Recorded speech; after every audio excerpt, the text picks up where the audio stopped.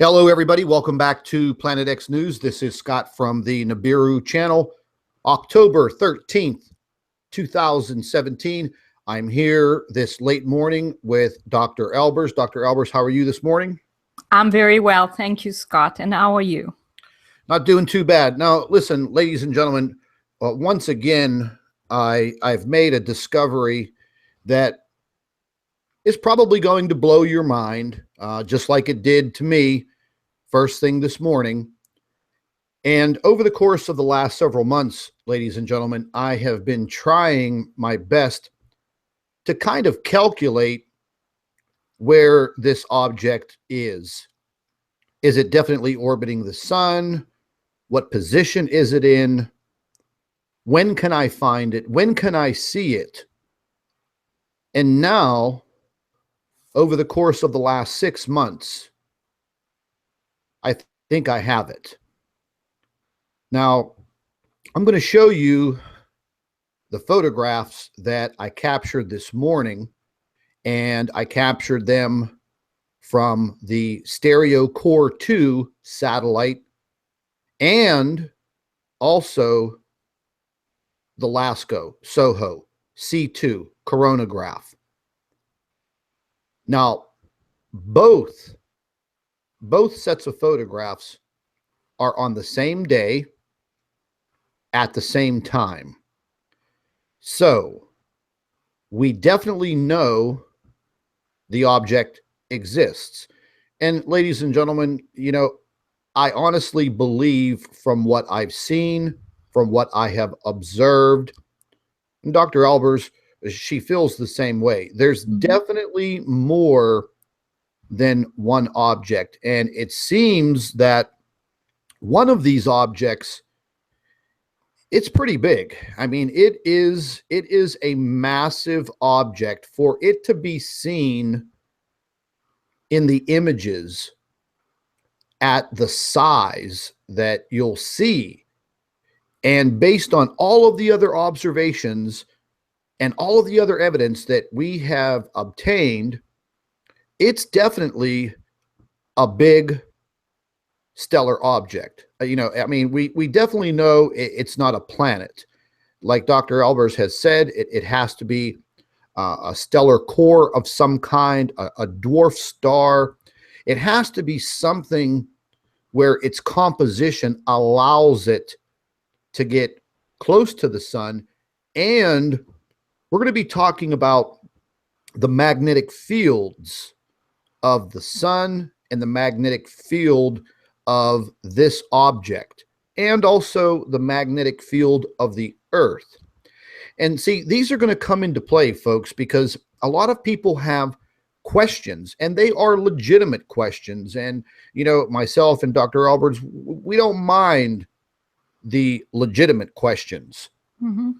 And, you know, over the course of the last 6 months, I mean, I haven't said too much about what I was trying to plot out because I didn't have solid proof. I really didn't have all of the evidence.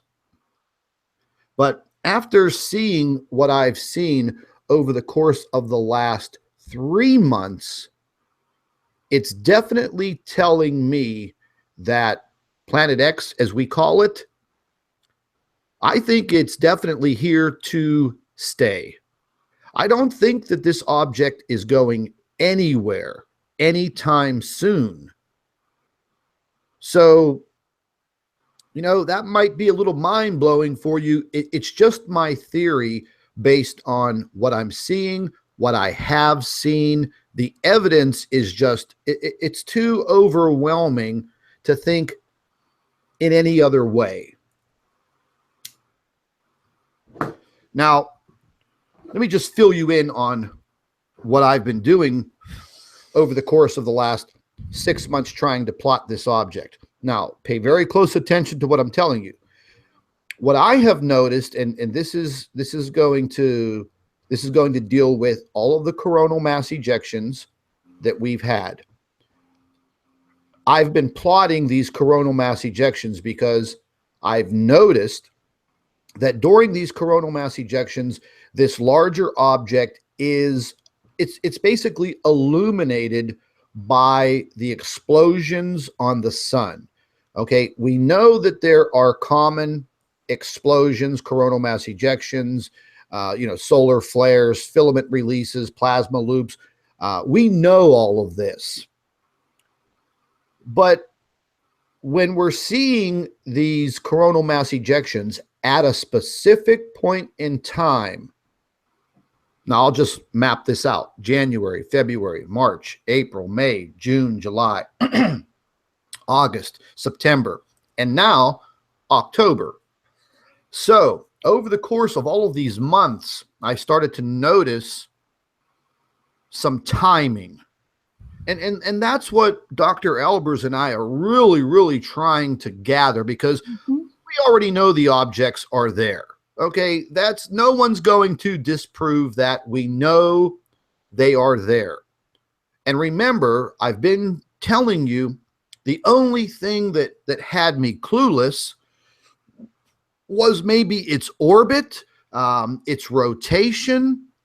And the more and more I started to find the evidence, it started to become clearer and clearer when I put the evidence and the sightings and observations against the dates of these coronal mass ejections and these massive solar flares.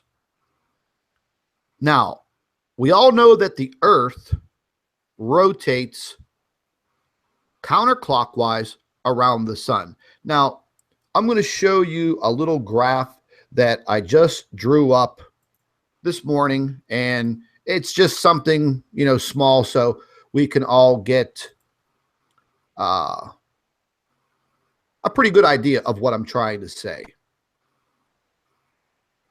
So let me go ahead and clear this screen.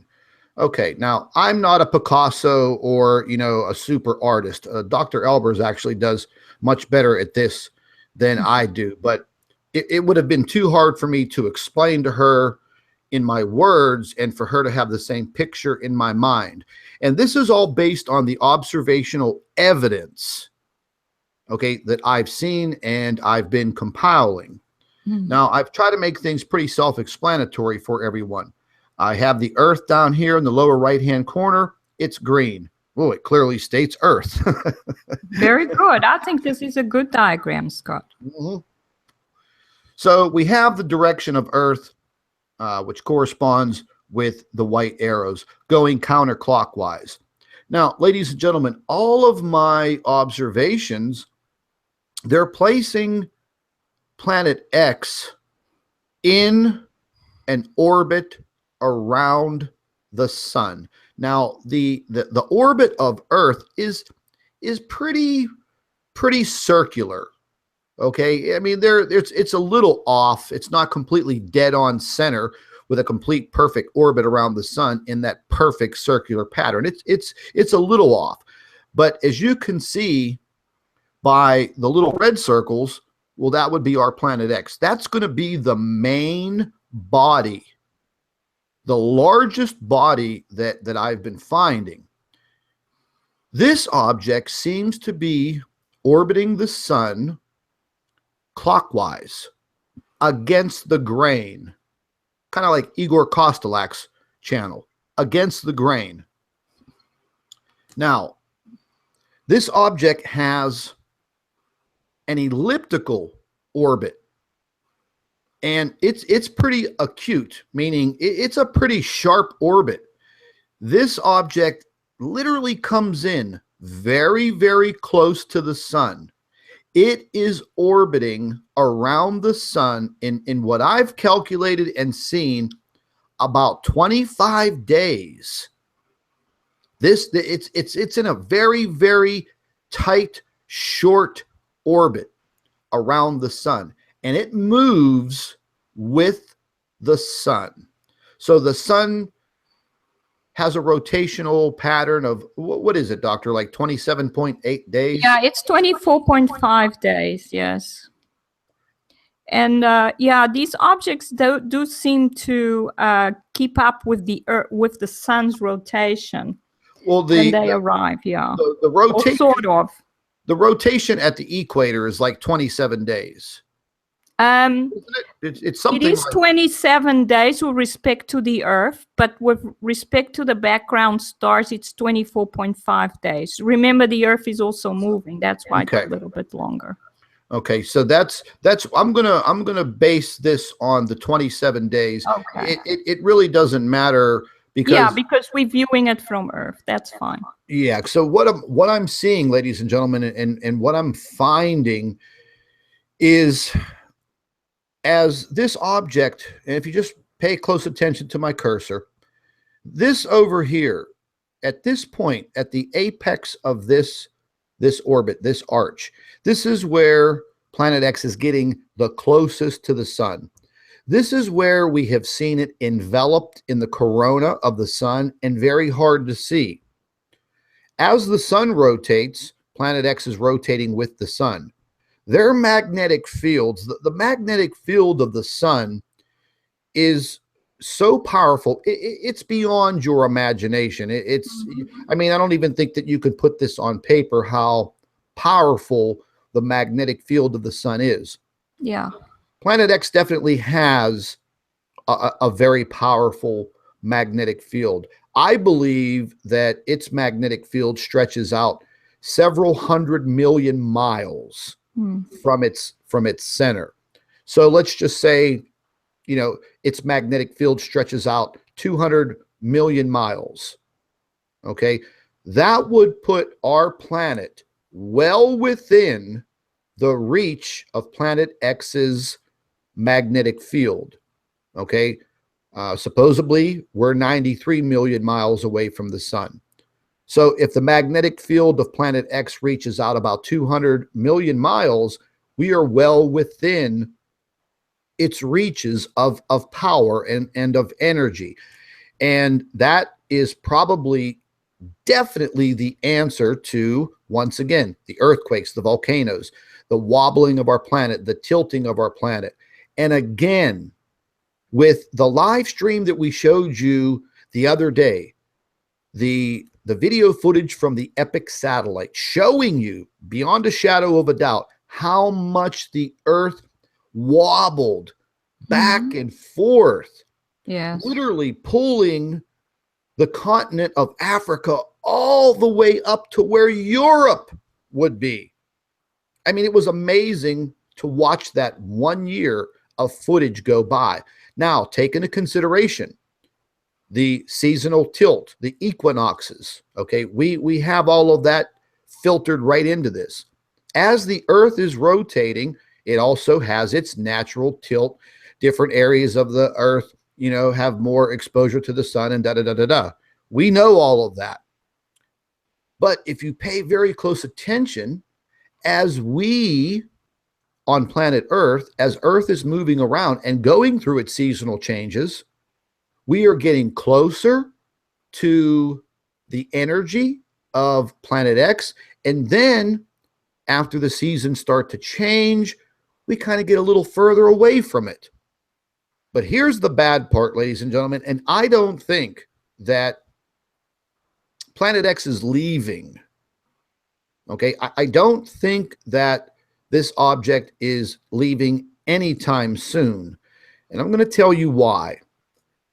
If you go back all the way into NASA time, you know, they were so interested in getting out there to the far reaches of space, cluing in on little planet Pluto.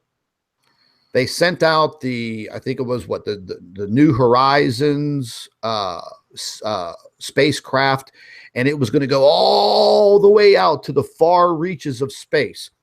And in the meantime, they were going to capture images of this object as it was moving in from the outer parts of the solar system, therefore affecting every single planet in our solar system.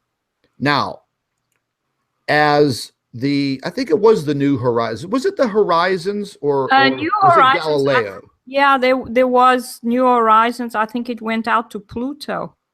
Oh, yeah. Yeah, it was Horizons. Mm. Now, once they got Horizons out there, they analyzed all of the planets on the way out, what they could. Then they get out there and, you know, they photograph Pluto and blah, blah, blah. And then, you know, they find this exoplanet Eris, or whatever they named it. I think they first named it Xena, from another Greek god, and then the name was changed to Eris.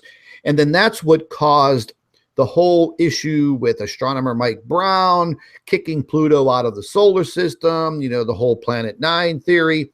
It just reared its head again in the news today. I'll go over all that with you because I've seen a pattern in that also.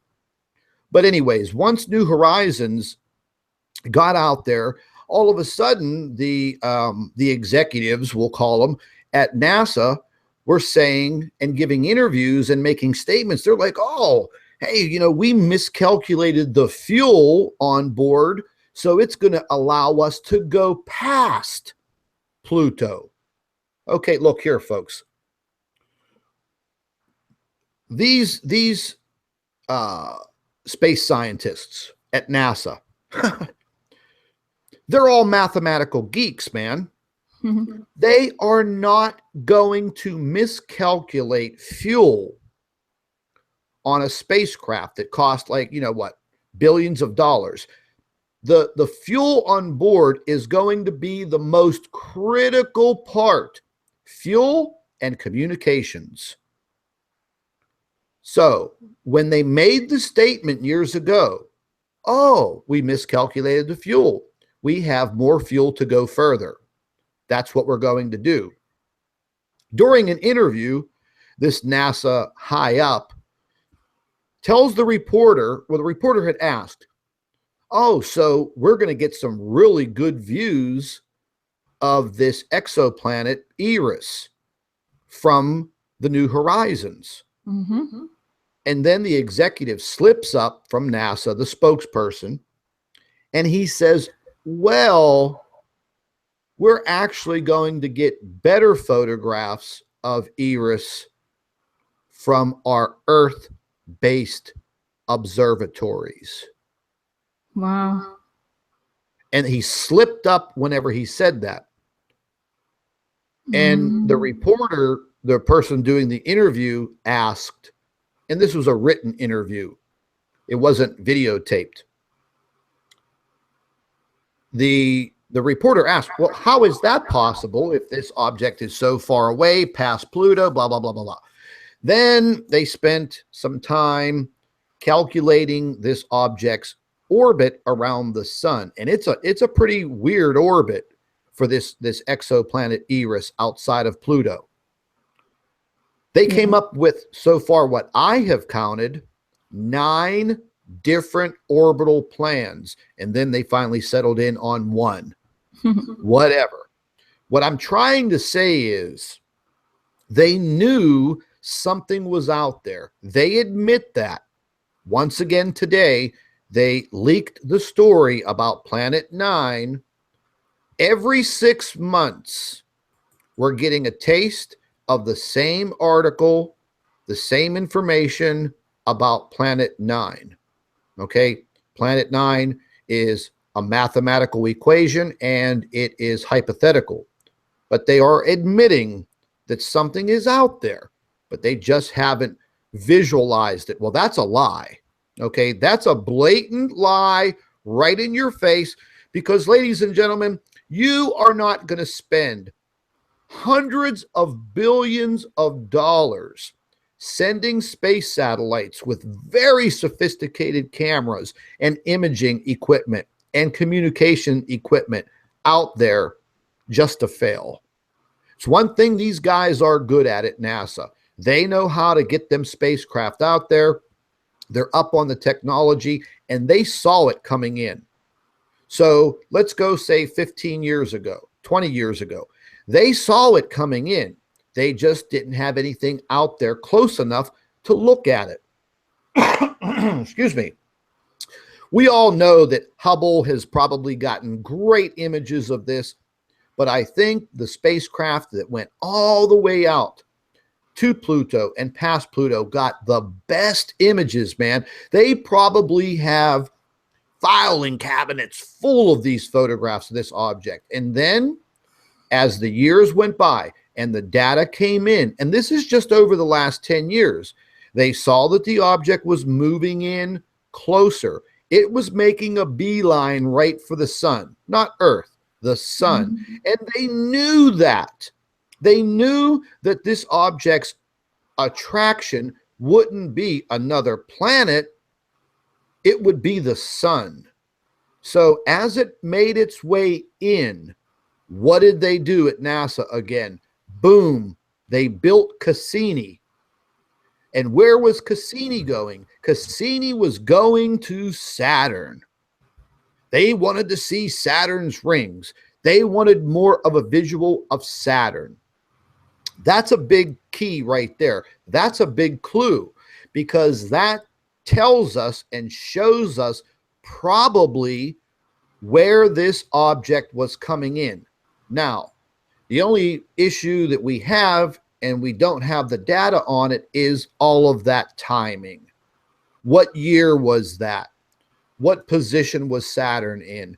But even though we don't have that data, it doesn't even matter, because I watch everything that they do, what is publicized. So if they're launching space satellites and spacecraft with highly sophisticated equipment on it, such as space telescopes and imaging equipment, well, they're looking at something. They're looking for something. Okay, folks, they are not just going to spend billions of taxpayers' dollars just to go look at some planets. Do you understand how many people in this country and many other countries are homeless and hungry, and we're always in a deficit financially in these governments? So they could just say, hey, listen, NASA, hey, European Space Agency, that $500 billion that you wanted just to go take some pictures of Saturn, we can't give that to you because we got to feed our people. But see, no, they didn't do that. They kept the major big-time funding going to NASA, going to the space agencies. Why? Because this was the journey they were on, the same as all of us. The journey to find the information and find the data. But when you can't see that far enough to see that it's coming towards you, but you can't get up close. So what do? You want to get up close. So I would say maybe over these last 10 years, this object was coming in. It was creeping in. And I think it was coming in slowly. But taking into consideration the powerful, powerful magnetic field of the sun that is able to keep 9 planets, 8 planets, whatever, in orbit around it, with all of the other planets having moons, and an object as big as Jupiter, proves that the sun's magnetic field is massive and far-reaching. I think once this object got in close to the outer orbit of Saturn, they noticed that it was now picking up speed, inbound speed. And this is probably what freaked them out. And I think that this was between 2010 and 2012. This gave the governments the time to coordinate the disinformation about 2012. Oh, everybody's scared the world's going to end in 2012. Oh, the Mayan prophecy. Okay, I think they leaked that disinformation out. I think they started predictive programming with everyone worldwide with these dates. And the reason they put the disinformation out on the dates is because they knew nothing was going to happen.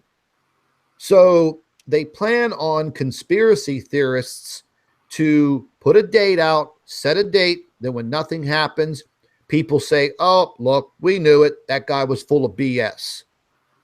So they just basically put it out there. They did a good job at this, man. They really planned this out good. So 2014, 2015, 2016, nothing happens. Then, you know, we have the big rush on September 23rd and nothing happens. But look, folks, by 2015, this object had already moved so far and so fast into the inner solar system, and the sun's magnetic field has now captured it, and it has placed it into this tight, real tight, short, elliptical orbit around the sun. Now, you say, okay, how can you prove that? Well, you know, folks, based on all the observations that I've made, it is definitely affecting the sun. As it comes in, it gets very close to the sun. Where we see that interaction, that's where we're seeing the massive coronal mass ejections and the massive X flares. And then, if you follow my cursor, it moves around, and as it moves around, it starts to get a little further away from the sun, then a little further away from the sun. And then the sun calms down for a period of about 10 days. And then the object, I'm going the wrong way, sorry about that. As the object starts to come in again, it gets to about this point and the sun starts to react. We'll see a small CME. We'll start to see the solar flaring increase. We'll start to see the activity increase. And then as Planet X moves in closer, it gets to that apex right there. And every time it's right there and it continues to make its way back around, boom, we have several coronal mass ejections. The data proves it, not Scott's theory. The data proves it. So let's go back. We had major coronal mass ejections in the beginning of June, the beginning of July, and the beginning of August, and the beginning of September, and the beginning of October. Today, ladies and gentlemen, the first 7 days of every month are kind of quiet. But as soon as we hit the dates of around the 6th, the 7th, the 8th, the 9th, right in there, that's when we have seen the development, the developmental energy that is about to produce these coronal mass ejections.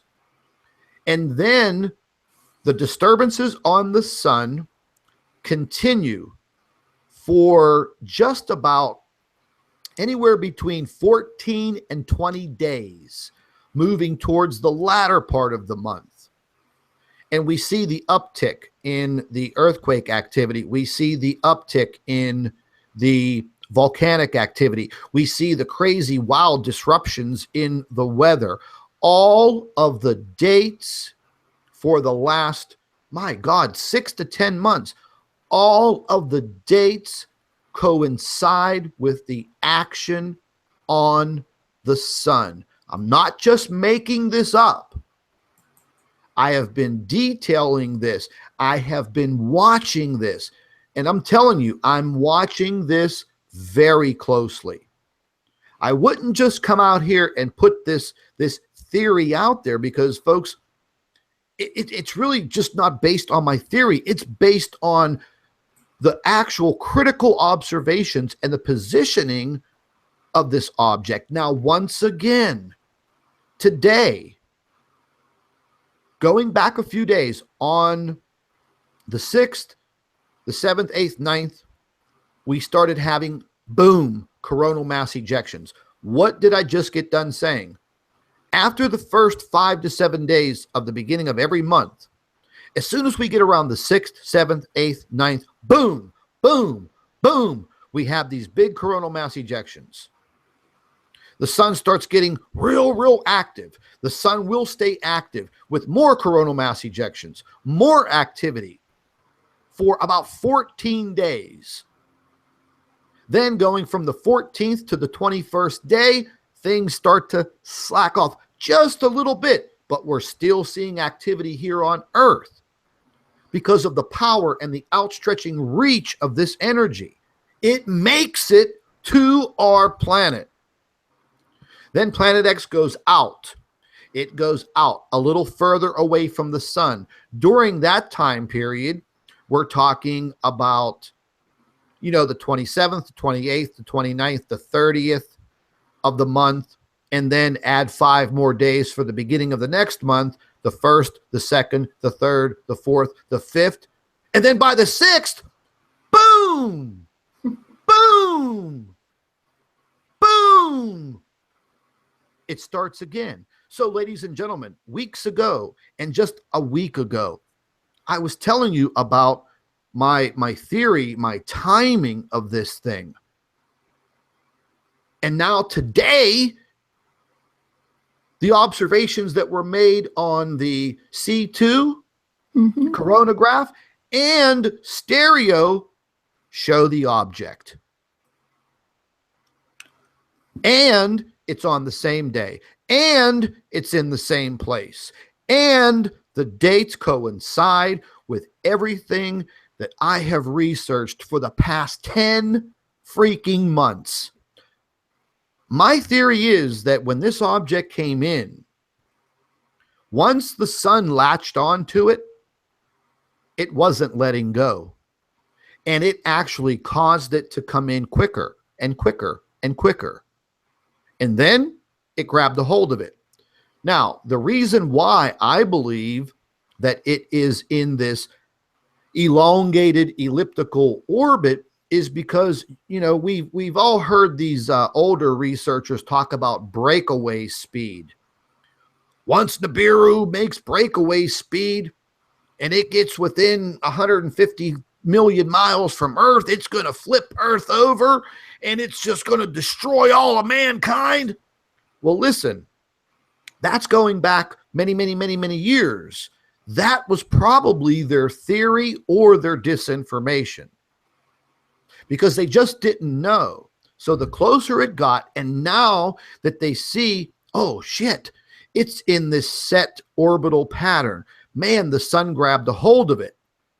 So now it has like a little bit of a slingshot effect, like some of our other planets, like comets, like asteroids.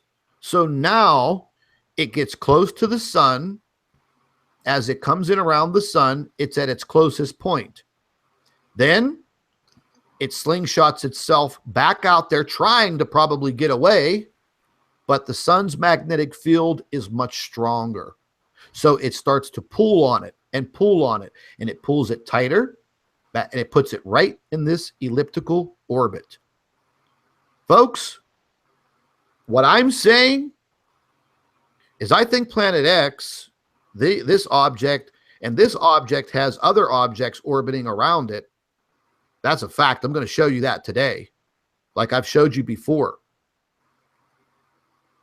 But I think it's here to stay because the sun is entirely too powerful. And getting to the scientific point, Doctor, everything that I've said, and you really haven't heard me blow this all out yet. You're probably, you're hearing this for the first time also. Yes. in depth. With everything that I just said. Yes. Is it possible? And how do you feel about it? Well, Scott, of course, I agree with you. I mean, I haven't noticed the dates like you have because you're the one who's always looking at them. But I agree with you that there's definitely an object that's coming right up into the sun's corona and causing these explosions from the sun. I've been writing about it for quite a while. And I have seen that these objects have these magnetic connections with the sun. I know that it's magnetic. And when they come right up to the sun, to an area where there is a sunspot, where the magnetic field is stronger, they pull on the magnetic field, and then the sun is not able to hold on to its plasma because it uses the magnetic field to hold on to its plasma. And the current of these particles increases, so the electric field increases and the electric field is outwards. So the plasma explodes outwards at that point, and that's why we are getting these huge CMEs and solar flares at these points where this object is very close to the sun. I think that perhaps if the objects, and you know, we basically looking at this particular one, we do know that there have been others and that there are others as well, but this one is of particular interest because we've seen it so many times now, and we've been able to plot, you have been able to plot the timings. So these objects then are basically pushed outwards by the electric field, and then it goes on, it does another turn around. But I believe that also when they come to areas of lower electric field, the sun behaves in a different manner. So these are areas where the electric and the magnetic field would be lower. And at those points, we may see other effects like the sun going partially dark. It can short out the sun, basically. Yes, but I agree with you. I definitely think that these objects are affecting the sun, and the sun is having more and more violent reactions. And that's to be expected because the sun is actually, its energy is being absorbed by these objects, so it's getting weaker.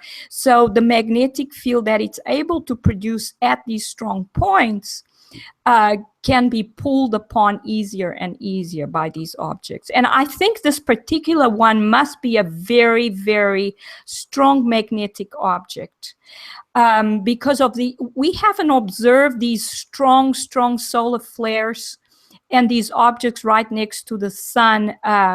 Well, there were some images from 2014, but not as often as with this object, I think.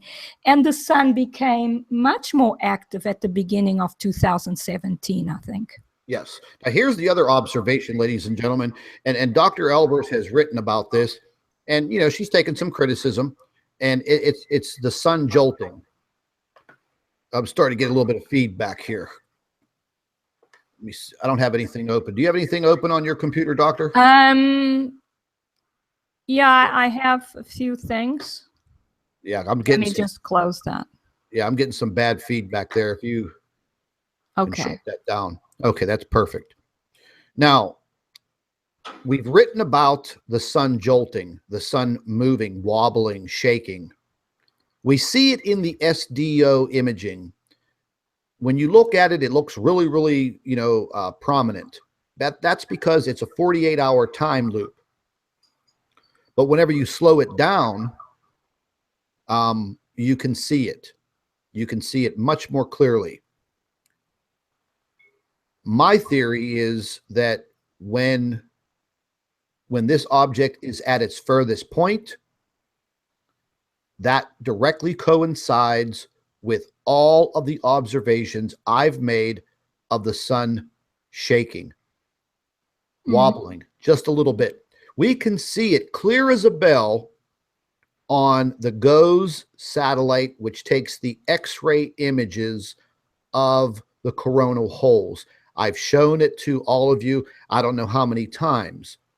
Those dates coincide with the object being the furthest away. So, if you think in the terms of magnetics, if you take the object, which would be planet X, move it further, its furthest point away from the sun, its magnetic field is now going to pull on the sun as it rotates around. That is what is jolting the sun ever so slightly. Now, we're only able to see it on the SDO doing that. But again, if you look at each individual frame, which is about 12 to 16 minutes. This is where you see it, and on the GOES satellite that takes that X-ray image. You can't have 3 or 4 different craft all shaking at the same time, because that's what they say. Oh, the spacecraft is adjusting itself. Oh, it's adjusting. Oh, the camera's adjusting. BS. That's my theory. So if you take 2 magnets, you pull them apart. You take one that's a little bit stronger than the other, and you were able to control the magnetics. You would clearly see that they'll start pulling on each other. And that's what causes the sun to shimmy and jolt back and forth, because it's pulling on planet X, and planet X is pulling on the sun. And then as it gets closer and closer, we start to see the magnetic field of the sun takes over, it pulls it in, and then that's when all of the violent occurrences happen on the sun. Doctor, what do you think about that? Yes, I agree. You know, I started reporting on the sun jolting last year, and I saw it jolting, and to me, it's extremely surprising, because don't forget, we sitting on the earth and we seeing the sun jolt. And that we're not supposed to see that, because the earth is supposed to be permanently attached to the sun. So whatever the sun does, the earth should do it automatically at exactly the same time. But the fact that we are seeing the sun move means that the solar system has changed, or the inner solar system has changed to such an amount. There must be other objects that are changing the nucleus of the solar system. Other stars have to be in it, so that we have a center of mass to which the earth is now attached. It's not just attached to the sun. And that's the only way we would be able to see the sun jolt in relation to the center of mass, which is produced by all these stars that are now in the center of the solar system. Exactly. Exactly. Do you think my hypothesis is crazy? Not at all. You know, I think, I'm not sure which one of us noticed that the sun was jolting before, but I definitely noticed it last year. I don't know if it was September or October that I started seeing this. Well, I noticed it. Started noticing it back in 2015, but I really didn't pay any attention to it, because I was just following the narrative of the SDO, and the camera's adjusting. But then, as you know, a year went by, I'm like, oh, you know, it's still doing that. You know, this is kind of odd. And then I started taking a look at frames, frame by frame, and I'm like, you know, this just doesn't seem right, because in the course of hours, it doesn't take the camera and the craft 12 hours or 24 hours to adjust itself. So the movement of the sun is literally lasting 48 hours, 2 days. So that would mean that, you know, once again, in my theory, this object is moving, and in that 48 hours, that tug, but then it, you know, it lasts further than that, multiple days, many days. And then as it gets closer, it seems to stabilize, and then all of the major activity starts on the sun. Now, folks, here's the bad part, and this is kind of the really bad part. Back when I was in college, I wrote a paper. It was an assignment, and the subject that was given to me by my professor was the laws of probability. And, you know, I mean, as a young guy, I really never even thought about that. You know, the only thing that I think of when you talk about the laws of probability is gambling, you know, because I used to like to play cards and, you know, whatever. I don't gamble anymore. But the laws of probability, I wrote a really cool in-depth paper on this. And the laws of probability are very interesting. So this is the bad part. one day, and that's the thing, one day, I've said this before, we are going to be in the wrong place at the wrong time. Here's Earth down here. Now, none of this is to scale. This is just, my little artwork here real quick. This is not the position of Earth today. This is just to give you a broad look at my theory based on my observations. So as the Earth rotates around, I don't know exactly in the course of 12 months where this object is and where the Earth is. But based on the laws of probability, one day, we're going to be at the wrong place at the wrong time in one of the 12 months in our year. And now that this object, I believe, is in a pretty stable, tight orbit around the sun, I think this is where the real fear begins. Because if they know, based on the orbital pattern of planet X and the orbital pattern of Earth, they know exactly where Earth is going to be and where planet X is going to be in its tight orbit. Sooner or later, they're going to have to pass each other. Now, it could be a year, it could be 2 years, it could be 10 years, it could be 100 years or 1,000 years. I don't know because I don't have their precise data. But just going on probability, it could happen at any time. So if you, and I'm not talking about a collision because that's not going to happen. But what I'm talking about is Earth getting so close in its orbit at a point when planet X is close to our planet.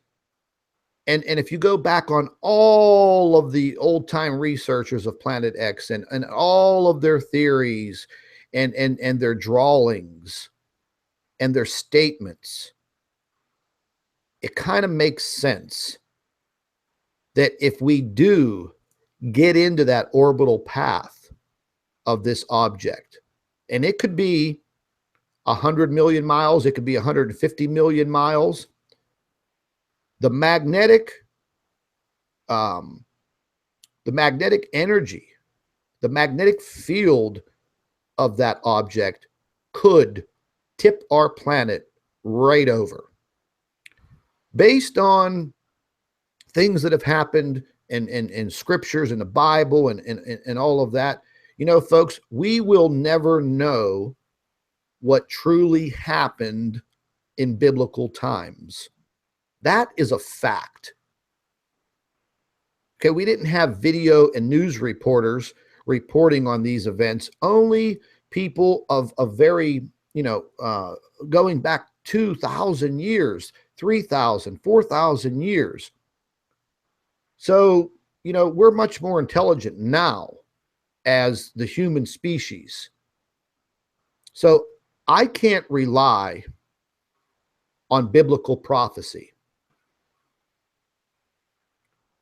I'm not trying to insult anybody, but I can't rely on biblical prophecy because I think things have changed drastically. Some things did occur during those biblical times. What exactly happened scientifically, we'll never know. Scientists base everything on their theories of what they're observing and some of their evidence. But again, their theories, just like what I'm presenting to you here today, based on my observations.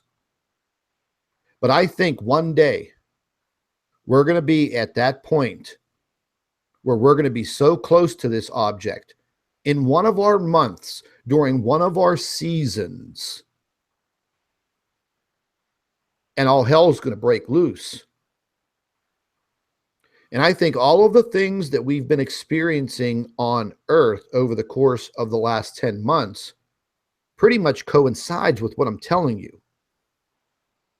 So what's going to happen when, Earth enters into this zone?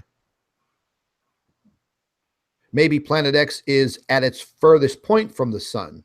Maybe we make it through there once again, and we just have some upheaval with earthquakes and volcanic activity and some crazy weather. And then we get way out here and, we're into our other seasons. But then we got to come back around again. So as we're coming back around again, sooner or later, this mathematical equation is going to lead to one hell of a cataclysmic disaster. Sooner or later. That's my solid theory, and I'm going to stick to it. How do you feel about that, Doctor? Yes, I believe the same, Scott, that it's only a question of time before the Earth is in the wrong position. The Earth, of course, goes around once a year, all the way around the sun. And basically, if we are in the wrong place when one of these CMEs happen and it's facing Earth, and these huge solar flares that seem to be increasing in magnitude as well, then the Earth will definitely be impacted. Now, today, the Earth is being impacted by, well, we are told, fast solar wind from a coronal hole.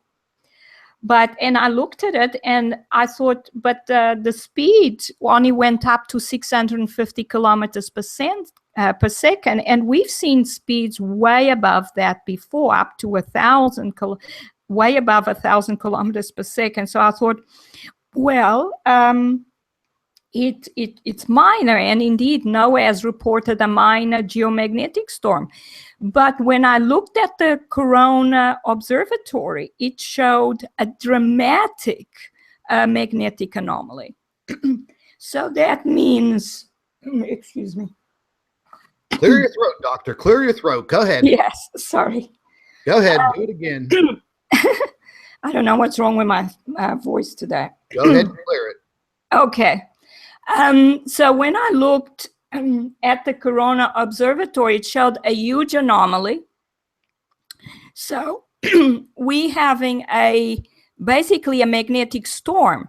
It's not just fast solar wind impacting, because the magnetics showed that something that we would usually associate with a huge CME, and the Corona Observatory are giving it a G5 rating and a K-index of 9. So it went straight up above what they can even measure. So this is a huge magnetic anomaly that the Earth is experiencing. And don't forget that this object was seen moving away from the sun on the 9th.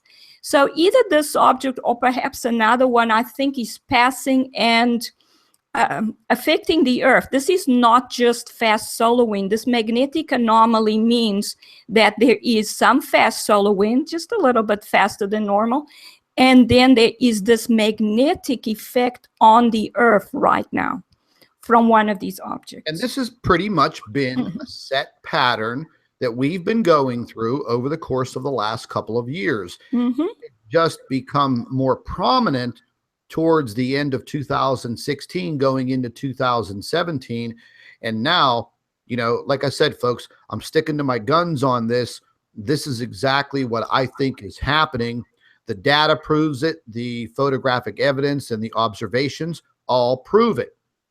There's still more research that needs to be done each and every day, because we really need to figure out for sure where this object is. But based on these observations, based on these discoveries that we made and have made, it is proving that is probably what has occurred. This object has probably moved in from deep space. It is here now. It is in a tight elliptical orbit around the sun going clockwise. We are going counterclockwise in the Earth's orbit, and that can account for all of the crazy things happening. Now, you just heard me give you the whole complete talk about the dates when the coronal mass ejections are occurring and when we are making the discoveries. Well, once again, 5 a.m., I'm right at my computer. I'm going through all of the data over the last 4 hours, and bingo. Now, I've had to wait some time for the stereo imaging to catch up and the SOHO imaging to kind of catch up. And this is what I found today. So we're just going to go ahead and jump right into that. Now, this is just a shot from the C2 coronagraph on SOHO. You could see the date, the 9th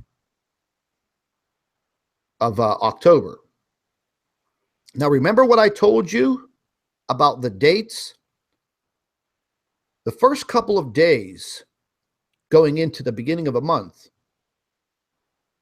there's no big coronal mass ejections. As soon as we get around like the 5th, 6th, the 7th, 8th, 9th, boom, this is when we have the coronal mass ejections. Now, we had a coronal mass ejection on the 4th, the 6th into the 7th, the 8th into the 9th, and bingo. Now, I think this is Mercury up here, possibly Venus, one of the two. They were supposed to be traversing through this view. Don't even worry about that object up there. Look at this object right here. And again, where is it coming from? It is coming this way. This way. Now, I just showed you on the diagram, we are facing the sun. This is our view from the camera on the SOHO looking directly at the sun. We're going counterclockwise. This object is going clockwise. When you see the coronal mass ejection, you can see the object literally moving out to this point. Now, because of the coloring and these cameras, it's very, very hard to see. But once you capture it, bingo, it's right there. That's furthest I could get it in. Yeah, it's obvious there's an object there, Scott. Now, I took the photograph that you see right here. You could see the time and everything. You could go check it out yourself. There is a real heavy burst of a coronal mass ejection, and this object is making its way out here. And then, boom, they start deleting hours, and there's a bunch of hours missing in the beginning of the footage. Oh, I think that was around the 4th.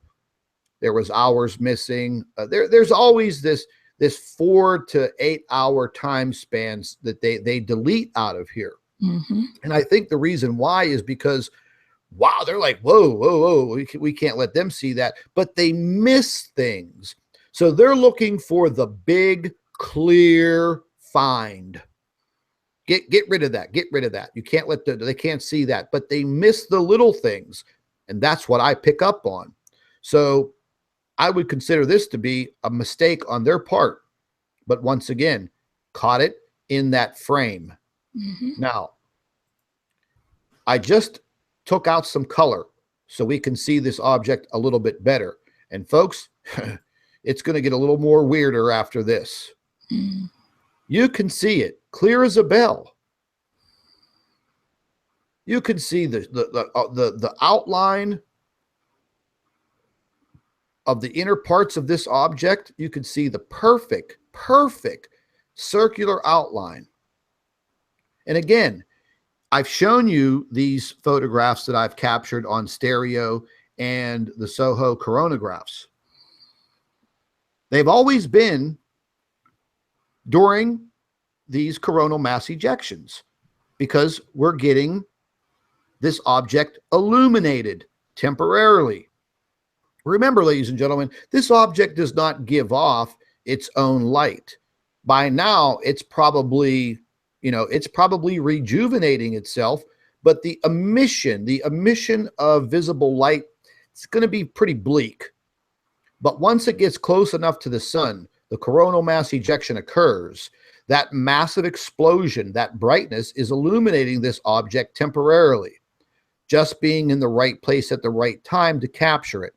That's why I do what I do. That's why it takes 12, 14, 16 hours a day trying to make these observations. You literally have to be living with your computer. Now, we're going to go ahead and just move to the next photograph. Now, again, I just cropped this for you so you can see. I don't want to zoom in too close because it will just pixelate probably on your screen. Well, maybe not. I tried to clear this one up as much as possible. Now, it may not look like much to you, but understand that you are not going to see a perfect spherical object just sitting out there by the sun. I can see another smaller, real small object right here. Another a little illuminated object right here, but I don't know what these are. All I know is this is pretty damn big. And if you pan back, you can see where it's at. So let's move to the next photograph here real quick. I just kept the color in here, and it's kind of deep. Nothing's been done. I just cropped this out. And you can see big old bad boy right there. And this little object right here, where my cursor is, and I don't know if you can see, but it's pretty three-dimensional. It's a three-dimensional sphere of some kind. There's a darker one here, and we're going to get to that because I captured the same object at the same time on the stereo images, but it's on the opposite side because of the positioning of stereo and the positioning of SOHO, the two different craft. They're in different points, so we're going to get a different view. If you're looking at a coronal mass ejection from core 2, it's going to be on the left. If you're looking at the images on SOHO, it's going to be on the right. So it's just the complete opposite. Now, here's just a blown up image of it. And this is what I was working from. You can see big old boy right there.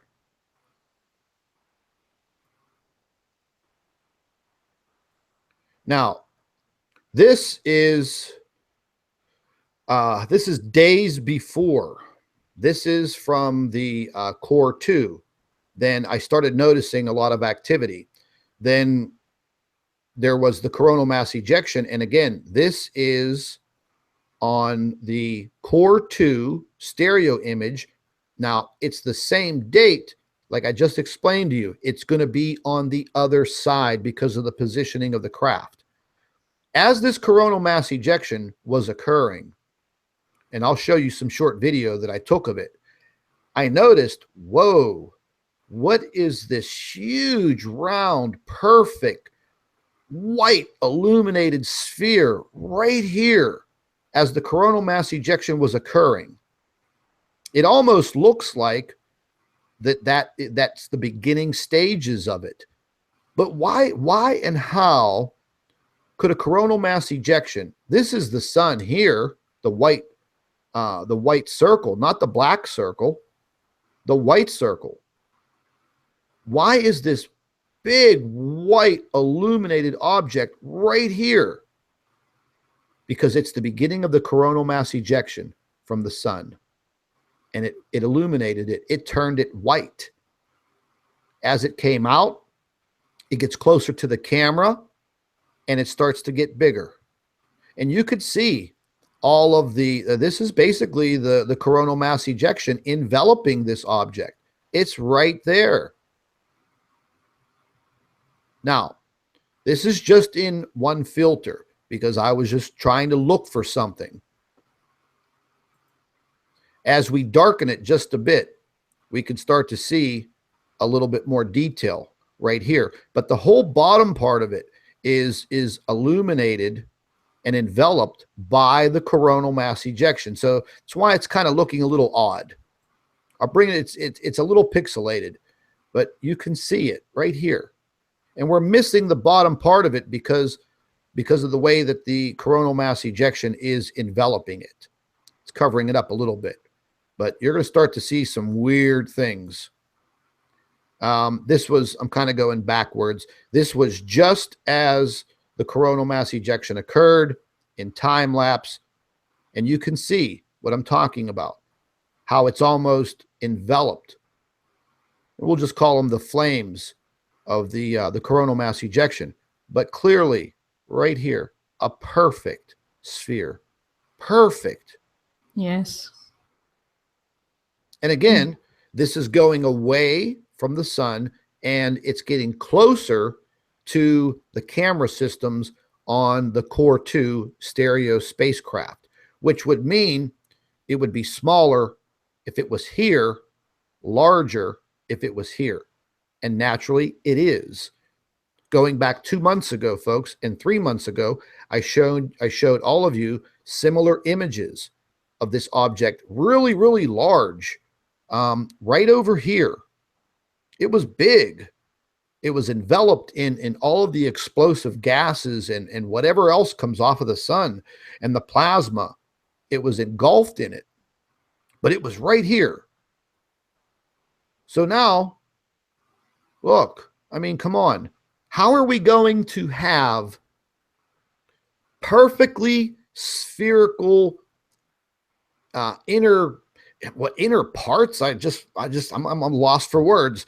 But, you know, how is a coronal mass ejection going to have a perfect sphere enveloped in it? I mean, you could put a compass right in the center of that and draw a perfect round circle. It gets even better from here. So I darken the image just to, again, you know, just to make sure I'm seeing what I'm seeing. If you look right here, here's one of those smaller objects right there. It's three-dimensional. It's just not a dot. Here she is. And again, it almost looks like the flames, as we'll call them, from the coronal mass ejection are grabbing it. But, you know, it's basically enveloped in that massive explosion. Let's move on. Here is an inverted X-ray look at what we just saw. This will show more detail of another kind. Again, you can see the flames are dark now in this photograph. They're black. Again, just like I said, this object right there is engulfed in the mid-development of this coronal mass ejection. Something that I'm still not sure of. What is this round object here? And there's you know, what seems to be a trail of some kind coming from the back side of it as it's leaving the sun. But ladies and gentlemen, I mean, come on, man, let's be realistic here. I mean, what do you think you're looking at? Do you think you're looking at complete photographic anomalies? And I am so lucky over the course of the last 2 years that, you know, I'm the only one that's seeing this.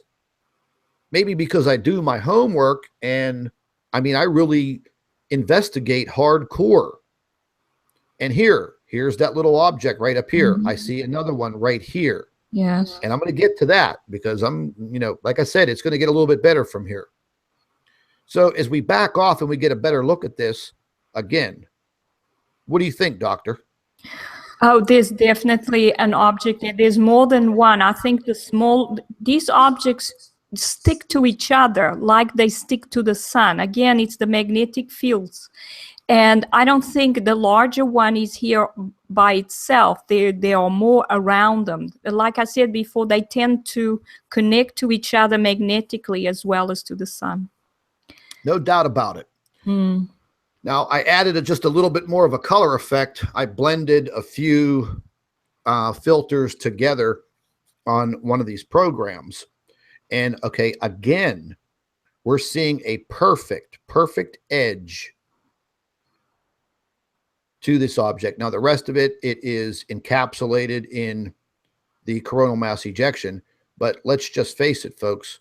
I mean, I could see up close, and I tried to do all of these photographs into a higher definition so you guys can see them more clearly. Yeah, it's very clear, Scott. And it's pretty damn big. It's big. From this view, the larger object looks to be like about the same size as the sun, at least, and they could be moving towards us, so it could be a little bit smaller. And the one in the center, the smaller one, looks a bit smaller. It literally has a shadow underneath. Yes, there you are. And you see that the plasma, you can actually see the plasma sticking to the objects and leaving a trail behind it, because don't forget, that's what they do. They go up to the sun and they pull on the sun's plasma, because they draw plasma from the sun through the magnetic connection. We're seeing this here exactly. Now, folks, this is a portion of the video, and I slowed the animation down so we can start to see the development of this. And this was kind of hard to do because I wanted it to be clear. But because of the envelopment of the coronal mass ejection, and God knows, the gases and whatever else is spewing out there, it's kind of hard to get a crystal clear image of it. But it was pretty interesting. So I'm going to go ahead and I'll let this play. Or was this a screenshot that I took? Oh, this is a screenshot that I took. Is it? Yes, I have to pull the video up. Yeah, this was a screenshot that I was taking of the actual video, but we'll get to that video in a second. I just converted it real quick to a black and white. And whenever I was looking at this, I was like, whoa, look at this cloud formation or debris formation or plasma formation off of it. And then I started to notice other objects pretty close to it. Whether they may be part of the coronal mass ejection, they look pretty spherical. So that made me look a little bit further into some of these images. And this is just one of the phases of the coronal mass ejection. You saw this, and this is what I noticed immediately. So we've just seen that broken down into X-ray images and almost like a night vision type of an image. So we can see it a little bit better. Let me get to the photographs that, here we go. Now here, here, I started noticing a little bit more, and this is about 2 frames further out. I started noticing, different shapes that were coming, basically out of this coronal mass ejection. And considering that, hey, it might be part of the explosion, but not in perfect spheres. I'm just not buying that. So this is actually going backwards. We've seen this photograph.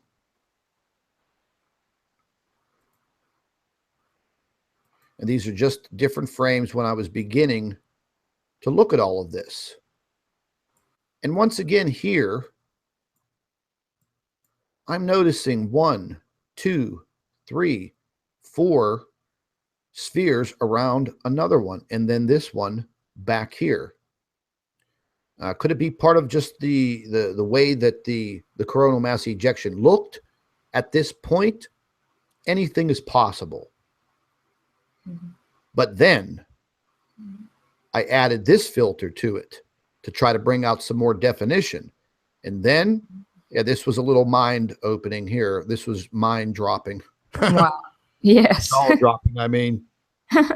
So Amazing. we see our big object right there, and the bottom part of it is enveloped in the coronal mass ejection. But then we start to see 1, 2, 3, 4 objects and a smaller one right here. It kind of, are these just parts of the coronal mass ejection, or, is that part of the system of something else that is orbiting our planet X star? Like they say, this object could have drug a lot of its own bodies, and these bodies would naturally be orbiting around its star. Yeah. And I think they may be even more. Like if we look a little bit to the right and to the bottom, it looks like there may be some smaller ones there too. And like I said before, this planet X system is not one star. It's quite it's a large number of them. Yeah, this picture really got me right here. It's amazing. Yeah, that right there really, that has my mind wide open on what are we actually seeing? I mean, just centering in on one big massive object, but then folks considering that this main object most likely has other objects orbiting around it. Yeah. And as they say, 2 systems, the doctor has mentioned that many, many times, multiple systems. So there's what I have discovered this morning. And, I think it's pretty interesting. Oh, yes.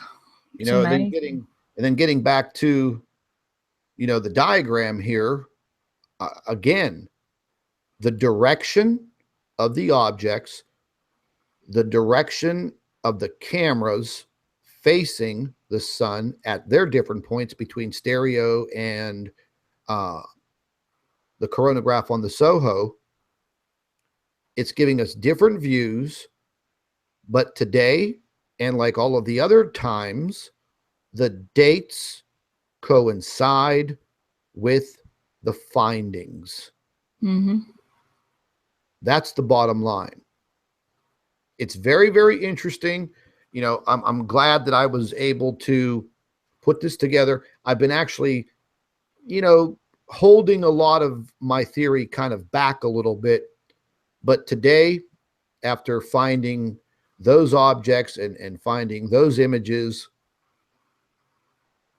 it pretty well set me into stone that this is how things are occurring. And again, ladies and gentlemen, the worst case scenario, that one day we're going to be in the wrong place at the wrong time, and we may have a very violent interaction with this object based on our position in our orbit and based on its position in its orbit. One day, we're going to be in the wrong place at the wrong time. But seeing what's happening worldwide with governments and cover-ups and conspiracies, and then let's throw in what's happening with the weather, what's happening with the earthquakes, what's happening with the volcanoes, what's happening with all of it. If you put it all together, you can see that things are beginning to be pretty extreme. And then the data that Dr. Albers and I found from the EPIC satellite showing that pretty violent tilt of the Earth, along with the seasonal change, it actually became more extreme. So the Earth is not going to be able to tilt like that during an equinox change. Okay, it's before all of this, it was set in its pattern. Seasons were seasons. But now we've seen seasonal change that can only be attributed to more tilt to the earth, different areas of the earth being exposed to more direct sunlight. And just let me throw this in there. This may be another reason why the sun simulation devices are up there. Maybe for many reasons. Maybe reasons that we don't even know. You know, I'm pretty hard on the government because they cover things up. Maybe there would be some problems with the sun having the ability to heat the earth properly without some sort of device aiding the heating of the earth. Because, folks, if you just understand science and geological science, if Earth was 1 or 2 degrees further away from the sun, we would be heading into an ice age probably full time. If the Earth was a few degrees closer to the sun, I don't think we would exist. So, you know, we're kind of in that what they call the Goldilocks zone. But I think that we're definitely being pulled over, and this wobble is definitely coinciding with our seasonal change. Now, they're calling for a horrible, horrible, horrible weather, or winter time in the United States. Very cold temperatures, a lot of snow. They say it's going to be like the snows back in the mid 1970s. But last winter, especially on the east coast of the United States, we saw very, very moderate temperatures. The day after Christmas, it was 62 degrees where I live on the East Coast. We're seeing areas of the earth that are having very extreme changes during their seasonal change. That's evidence. That's proof. You've heard me mention our jet stream and how crazily erratic it is. Well, the jet stream's just not going to just do that. Something has to occur. And putting that evidence together from the EPIC satellite, showing us the whole rotational period of the sun for 1 year, or the earth for 1 year, and showing the land masses moving upwards to where they're not supposed to be. Mm-hmm. Therefore, it's all adding up. And what do you think, Doctor? I mean, all of this that we've put together over this past week has been pretty groundbreaking. It is indeed, Scott, and that you've actually plotted the orbit and shown how it's moving in the opposite direction to the rotation, to the orbit of the planet is very interesting. It reminds me of the 2007 stellar core that also approached the sun's corona in the opposite direction. Exactly. Yeah. So it's very interesting. So it shows where these objects are coming from. I'm not saying that that's the same one. That one has probably rejuvenated already, and but joined the other ones in the solar system. This is one of the most recent ones, and I think a very strong one that is affecting the sun very strongly. Yeah, there's no doubt. There's no doubt, ladies and gentlemen. And I hate to use this terminology, but I'm going to go ahead and use it anyways. But it seems like there's been this attempt at extermination of people, and doing it with weather and flooding, moving people out. And I just can't put that together. But what we saw in Houston, in Louisiana, and what we saw in Florida and the islands, and in Puerto Rico, and the attempts, I think there were weather warfare attempts made to exterminate and to displace some populations. And that's a little disturbing. Mm-hmm. But I can't prove that. It's just based on my thoughts. And I think that I think we're seeing attempts at displacing people. Now we have these fires that are just destroying parts of California, and we're seeing earthquakes kind of swarming in I would have to say kind of odd areas. Mm-hmm. Earthquakes near Las Vegas this morning. Nellis Air Force Base. Now, whether they blew something up or what, I don't know. But there was an earthquake today of over a magnitude 2 point something on Nellis Air Force Base, near it. Mm-hmm. The earthquakes that the doctor and I looked at today over in near Japan and in the Pacific, South Pacific, were extremely deep. Mm-hmm. 500 and 600 kilometers deep. So, you know, that tells me that there's definitely a pretty big fracture zone somewhere in that area. It's not going to be a good thing. Mm-hmm. And based on the uptick in the magnitude of these earthquakes, it just shows me that things are progressing. You know, evaluating the earthquake activity from watching it go from these magnitude 3s and then into 4s and into 5s and now into 6s. The only thing that's left now, folks, is to continually go up. Yes. What did they come out with today on Fox News, talking about the reports, 2 reports that the USGS and NASA put out?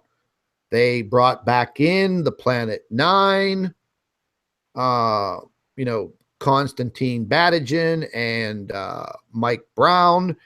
They are replaying that. They're leaking it to the press. The press is talking about it.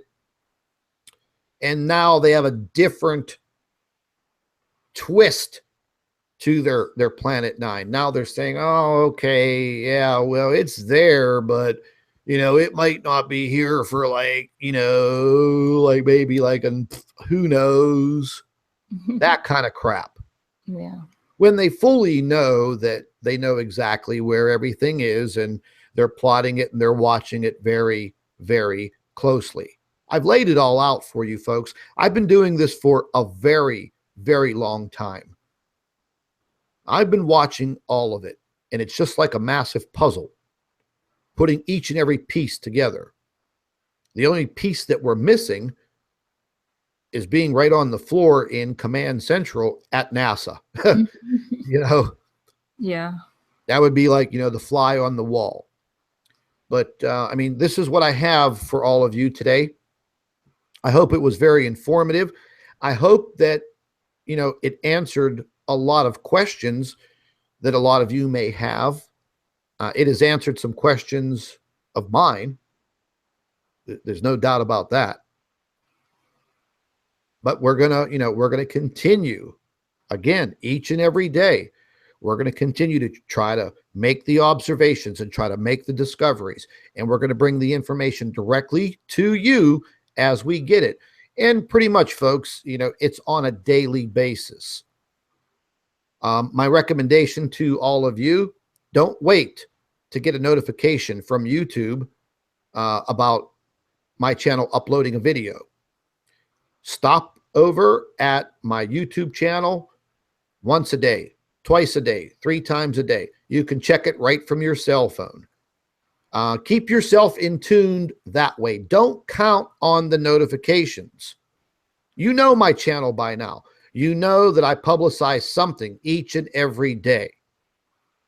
Get over there to the Planet X News Facebook page. The link's in the description box. Follow that Facebook page. When I upload something, it will give you the proper notifications from Facebook that I have uploaded a video on YouTube. I also have the ability to share individual photographs with all of you and share more information as you are sharing it with me. Facebook doesn't censor me. They don't bother me. But the other one does. They make sure that, you know, they're keeping me in check as far as how far my reach to the world population goes. That's a fact. But anyways, this is what we had, and I think it's pretty good stuff. I mean, I'll be quite honest with you. This is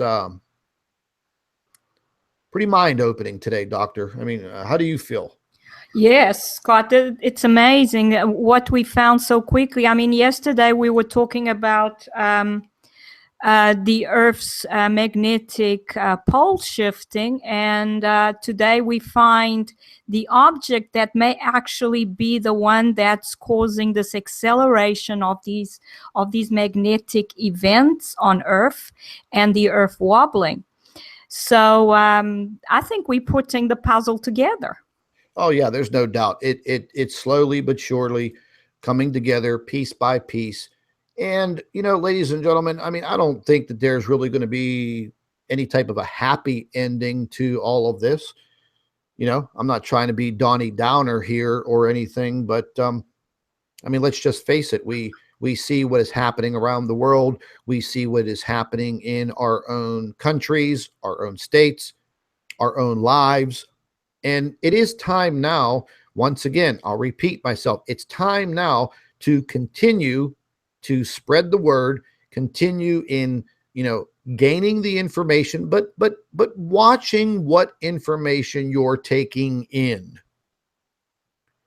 You know, I've gotten into a few conversations with a few people that you know, they're posting things into the Planet X News Facebook page, and I'm like, look, listen, that, you know, that what you're posting in here for other people to look at, you're not helping, because what you're posting is garbage. It's nonsense. We need pure hardcore scientific proof and serious observations. That's what you're going to get from us. That's what we all need. And I love the idea now that all of you have gotten so much smarter and more technical in making your observations. A lot of you are now going to stereo, going to Soho. You're digging, you're learning how to use the tools. And that's the main goal right there. The more eyes, the better. Yes, I'm going to miss something every now and then. I've probably missed a lot because I only have two eyes. But now, folks, we're putting tens of thousands of eyes out there. And that's a really good thing, man. That's what I love to see happen. We are now creating together this massive worldwide Planet X network. And that's exactly what it is. Dr. Albers and I are just two small pieces of the puzzle. The same with all of you. But we must continue to, you know, try to enlighten others and try to awaken others. Bring them into what is happening. You're gonna have to judge how you do this with others because a lot of you have the same comment. Oh, I tried to tell my friend at work and he thought I was freaking crazy. Well, yes, folks, some people have their head in the sand. Maybe space and planets and stars aren't something that is attractive to them. Maybe they never had an interest in it, but it now becomes your job to create that interest. You know, I just had a gentleman send me an email the other day, and he's got a fantastic little program that he's running with his family and his extended family and his friends. He's utilizing some of my videos, some of Dr. Albers' videos, and some videos from some other researchers. And he's literally having people over to his house. He has a big game room, he was telling me, blah, blah, blah, blah, blah, big screen TV, surround sound, plenty of room for everybody to sit. And he's making them watch some of the information, and then he's talking about it. And he's basically having his own little seminar type thing in his house with his guests, his family, his extended family, friends, you know, all of it. And he said, wow, you know, that suggestion you gave me really worked. It really worked. Now, I know a lot of you just can't go to those extremes, but it gives you an idea of what some others are doing. And if any of you have that opportunity, do it. Hey, look, remember years ago, people used to have Tupperware parties and jewelry parties and perfume parties. God, nowadays, they have kind of some weird parties that people are having, you know, and you can gather people together. You can get this done. And the more people we bring on board, the better. You know, there may not be a bright, sunshiny day at the end, but for myself, at least I know what I'm getting into, what I'm not looking forward to, but at least I'm not going to be caught by surprise. And it has truly allowed me to gather and pull in my own individual faith. And the investigating and the researching has actually helped me not to fear what could or would or may happen. It has actually provoked me to go right at it with no fear, standing up to it like a David and Goliath. That has cured my fear. But there are still times, ladies and gentlemen, I look at some of these images and I see the information that I'm gathering. Yeah, it does scare me a bit. I have moments. I'm human. But I also get excited. It's like all that hard work paid off, but, you know, there's not a pot of gold at the end of the rainbow. So, you know, making an exciting discovery kind of gets deflated into, oh, holy crap, this is what I got to look forward to. Kind of takes the wind out of your sail. But I'm glad we had the opportunity here today to bring you this information, speak with all of you once again. Stay in touch, stay tuned. Make sure you come back to this channel at least once a day. Check for the updates on your own. Don't rely on the technology from this social media company to tell you what's up. Get back here once a day. Check in twice a day. Better yet, click on the link in the description box. Get over there to the Facebook page for Planet X News. follow the page, set your notifications, make them priority that you see them first. If you don't know how to do that, ask somebody to show you how to set that feature. But this is what we had here for you today, folks. I hope it enlightened a lot of you. I hope it opened up a lot of your eyes. And I hope that you can clearly see now that we have an issue. We have a big issue.